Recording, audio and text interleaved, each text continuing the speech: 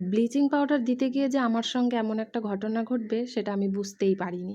জানো তো, সকাল সকাল ব্লিচিং পাউডার দিয়ে রেখেছিলাম কুয়োর পাড়ে। তারপরে সমস্ত কাজ করে আমি কিন্তু কুয়োর পাড়টা ঘষতে চলে এসেছি। কারণ যেহেতু ওই স্নান করতে হবে, নোংরা কাজ তো আর স্নান করার আগে করা যায় না। প্রথমে তো তোমরা সবাই দেখলেই যে আমি কিন্তু প্লাস্টিকের থেকেই কিন্তু ব্লিচিং পাউডার দিচ্ছিলাম। জানি না মাথায় কি ভূত চাপলো, পরে দেওয়ালটাতে দেওয়ার জন্য আমি হাত দিয়ে ব্লিচিং পাউডার দিয়েছি। যেই আমি হাতে ব্লিচিং পাউডারটা ধরেছি, সঙ্গে সঙ্গেই হাতটা আমার ভীষণ পরিমাণে গরম হতে লাগলো। তার দেখছি যে আঙুলের মধ্যে সাদা সাদা হয়ে যাচ্ছে।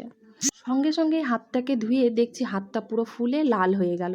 বর তো দেখে আমাকে ভীষণ পরিমাণে বকা দিল, বলছে তোমার মাথায় কি বুদ্ধি নেই।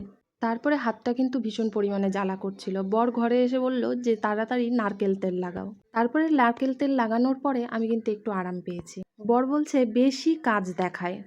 কাজ দেখাবো না তো কি করব বলো তো? ঘর বাড়ি যেমনই হোক না কেন, একটু পরিষ্কার পরিচ্ছন্ন থাকলে ভালোই লাগে।